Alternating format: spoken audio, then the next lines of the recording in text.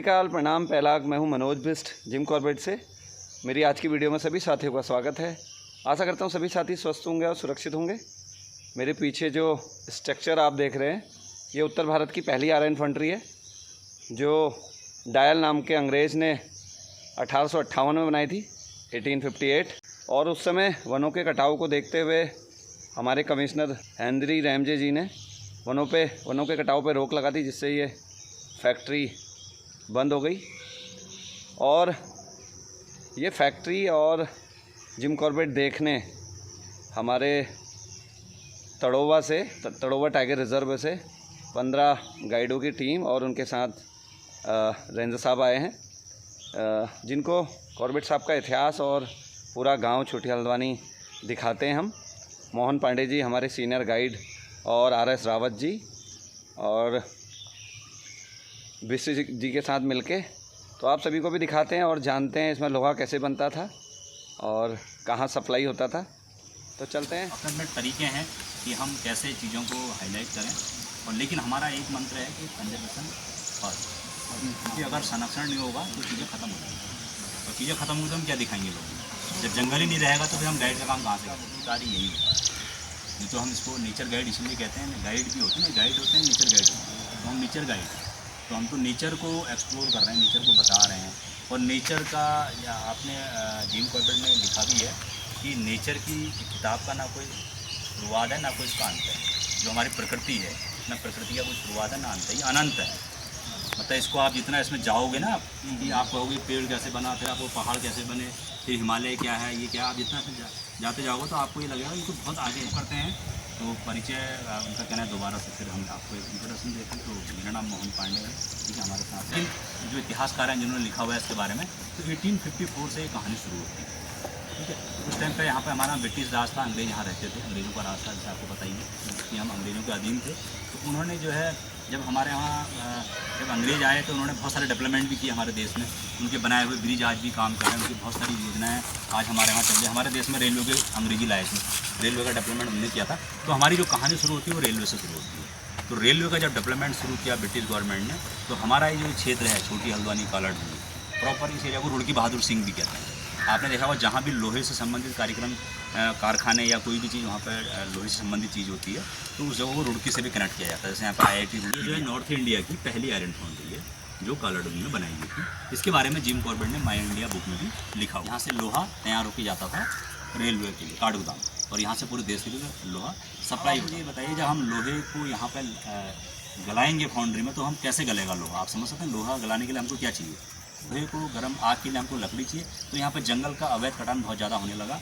तो देखा कि इस पूरे कालाढूंगी में, अब उस ज़माने में ये बहुत बड़ी फैक्ट्री थी, मैंने तो कोई फैक्ट्री नहीं थी, मतलब ये अपने आप में सबसे बड़ा उद्योग था उसमें। अब आप कल्पना करिए नॉर्थ इंडिया की पहली आयरन फाउंड्री, मतलब पूरे उत्तर भारत की पहली फैक्ट्री थी। और उनका जो प्रशासन था, उनका जो एडमिनिस्ट्रेशन था, वो बहुत अच्छा था। तो लोगों के साथ बातचीत करना, लोगों से इनकी समस्याएँ सुनना, उसको काफ़ी अच्छा काम करते थे। तो वो भी बहुत काफ़ी पॉपुलर रहे। उनके नाम का जो हमारा रामनगर नाम है, इसका ओल्ड नाम रैमजे नगर था। रैमजे हॉस्पिटल है, ठीक है, अल्मोड़ा में बहुत सारी कहानियाँ हैं रैमजे से संबंधित भी। तो रैमजे साहब आते थे कालाढूंगी घूमने, तो उनको यहाँ की जो बायोडाइवर्सिटी थी काफ़ी अच्छी लगती थी। यहाँ का जंगल, यहाँ का वाइल्ड लाइफ, यहाँ की बर्ड्स। तो 1856 में स्टार्ट हुई, तो 1876 में इसको बंद कर दिया। ब्रिटिशर जो थे, जो हमारे रैमजे थे, कुमाऊं कमीशन, उन्होंने इसको बंद कराया। क्यों कराया? बायोडाइवर्सिटी जंगल को बचाने के लिए। जो आप देखें ना, पत्थर गोलाई में लगाया है, एक के ऊपर एक कटा करके ऐसा पूरा उधर से मिला दिया है। और उसके बाद इसमें जितना वजन इस ऊपर में, जितना वजन ऊपर से जल रहा है, उतना ही ये ठोस होगा। ये इनका एक मतलब एक वो ऐसा टेक्निक था जो थोड़ा सा तिरछा काटा है पत्थर को। नीचे वाला हिस्सा थोड़ा कम चौड़ा है, ऊपर का ज़्यादा थोड़ा ज़्यादा चौड़ा है। ऐसे ही उन्होंने भी ये बौर कनाल बनाई है, और जहाँ भी कनाल बनी है, जहाँ ब्रिजेस बनाए हैं, वो इसी तरीके से नीचे से निकलने का रास्ता बना। मेथड कलर में भी है, जो बिल्कुल आयरन और दिखाएंगे अभी। हाँ, रॉ मटेरियल उसमें है, अभी बीच का पोजीशन में है। तो अब इसको आप इनसाइड से देखना चाहेंगे तो वो आप अंदर से जाकर के भी देख सकते हैं कौन सी वाली बेस्ट है जिसमें अंदर का। जब आप यहाँ आए तो आपको पता था कि कोई आयरन फाउंड्री भी होगी करके यहाँ? आपके लिए बिल्कुल न्यू इन्फॉर्मेशन। देखिए ना, इतना वही चीज़ें हैं, धीरे धीरे यही होता है। एक्सपोजर विजिट का यही फ़ायदा है कि बहुत नई चीज़ें हमें पता लग रही हैं, आपको पता लग रही हैं। हम आपके यहाँ आएंगे तो हमारा भी तड़ोबा दिमाग में कई टाइम से चल रहा है, पिछले 6 महीने से। लेकिन बहुत जल्दी होता है, ऐसे रिश्ते बनते हैं। ये टूरिज्म में ये फ़ायदा है इस प्रोफेशन में कि आप किस व्यक्ति से किस रूप में और कहाँ ना आपसे मुलाकात हो जाए और उससे आप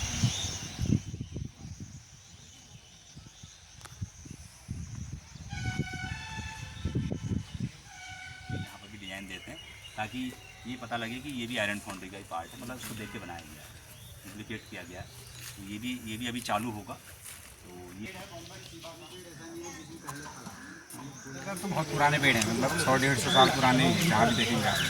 तो इसकी खासियत ये है कि जो है ये इसमें सबसे पहले फ्रूट्स आता है, सबसे पहले फल आता है। नहीं तो कोई भी पेड़ ऐसा नहीं होता जिसमें पहले फल आता हो फिर फूल आता है। पहले सबसे पहले फूल आएगा, लेकिन इसमें सबसे पहले फल आएगा, उसके बाद फूल आएगा, देन तब इसमें कपास आती है। इसकी कपास भी काफ़ी महंगी होती है। डॉक्टर सलाह देते हैं कि इसकी तकिया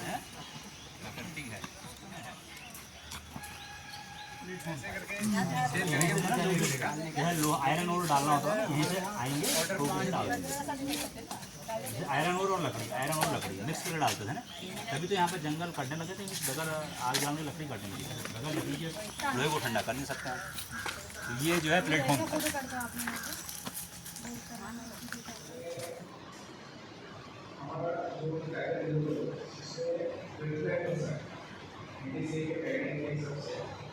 से अधिक पॉइंट मानव प्रकरण में तो 737 हैं, लेकिन हम जो गवर्नमेंट हमारा पार्ट है ये पॉइंट में रीच है 600 से अधिक पॉइंट है।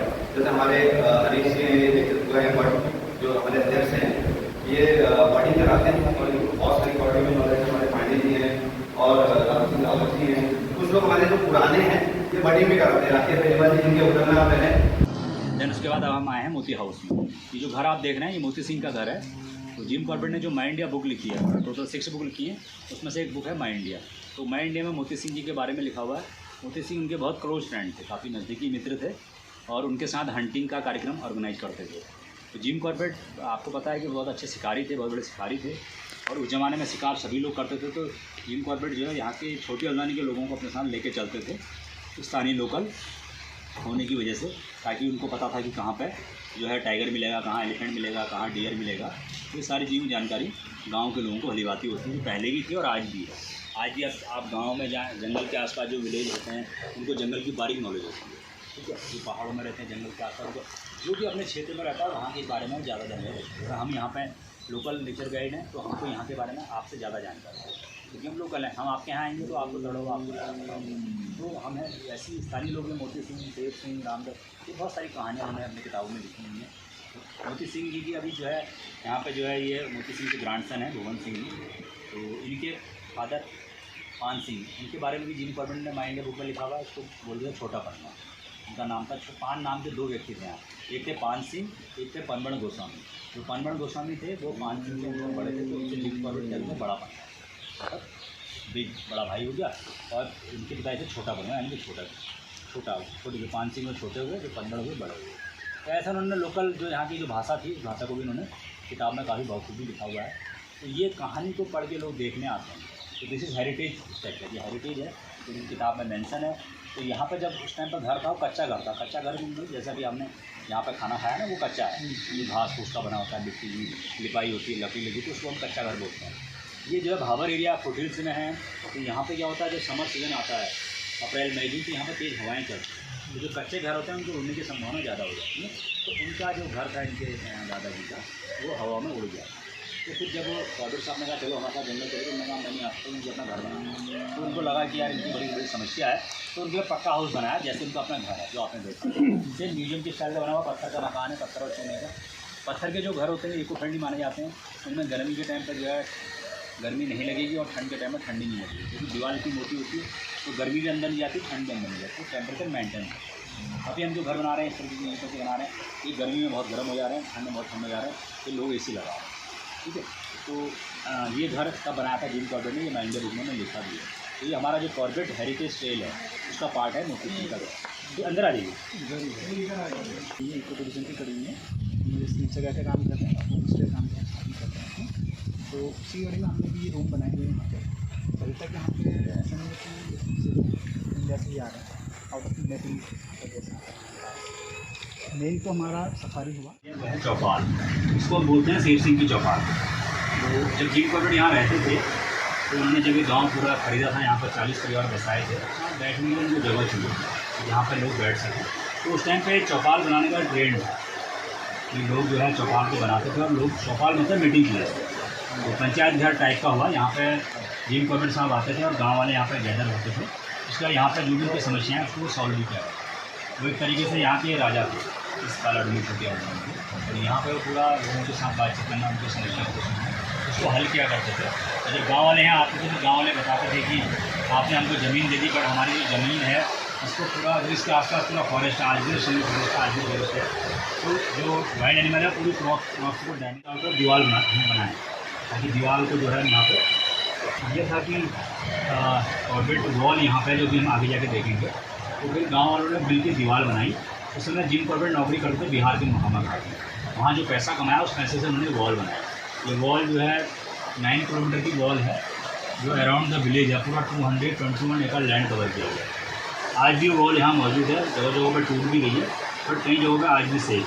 तो उसका ऑब्जेक्टिव था क्रॉस प्रोटेक्शन का। उसके बाद भी क्या था, कुछ वाइल्ड बोर उस वॉल को भी क्रॉस करके अंदर आए।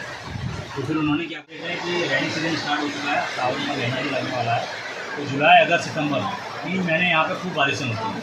और ये अच्छी बात है हमारे लिए कि बारिश का ज़्यादा होना नेचर के लिए अच्छा है। हमारा जंगल अच्छा होगा, हमारे जो पर्यावरण वो साफ सुथरा रहेगा, तो बारिश अच्छी होगी तो हमारी फसल भी अच्छी होगी। पूरा प्रोग्राम है, इसको देखेंगे। उसके बाद फिर ये रामनगर देसी यही था इनका कि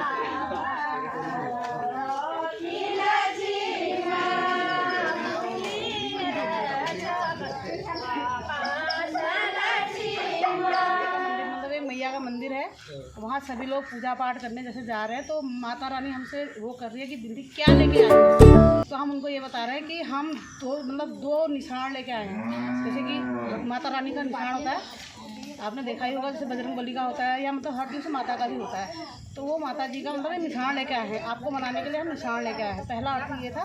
दूसरा उसका ये था कि मतलब बकरी हमारे वहाँ जो चलती है, परंपरा जो है वो बकरी की बलि देने से चलती है। तो हम मैया को खुश करने के लिए बकरी के लिए मतलब लेके जा रहे हैं। वैसे हम उसमें नारियल भी ले जा सकते हैं।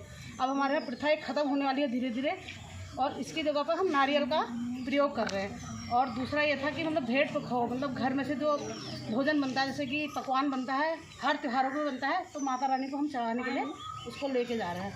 इसका अर्थ यही है। गरुड़ा भरती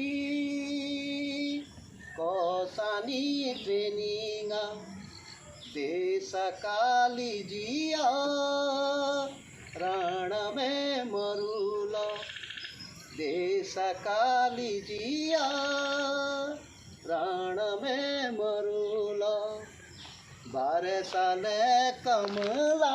इसका सिपाही कुमाऊं का हमारा बॉर्डर में था, है ना। धुन लड़ाई लगी चाइना भारत की, जब चाइना वाले आए, जब लड़ाई काफ़ी लगी, तब उसको अपनी घर की याद आई। सिपाही को अपने घर की याद आई, तब गाना गा रहा था, तब उसने गाना गाया। की चटनी और पकौड़ी।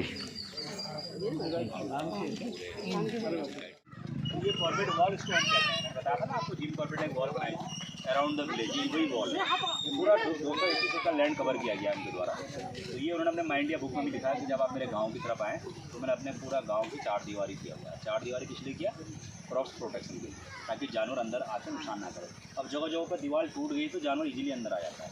जैसी रात होगी, इधर पूरा जंगल है, रिवर है इस तरफ, और कालाडून का जंगल है, तो रात के समय वाइल्ड लाइफ, वाइल्ड बोर, नीलगाय, आपका लेपर्ड सब काम आ जाता है। रेंजर साहब को स्वप्रेम भेंट की पुस्तक। सभी साथियों को मेरा सीताराम। मिलते हैं नेक्स्ट वीडियो में।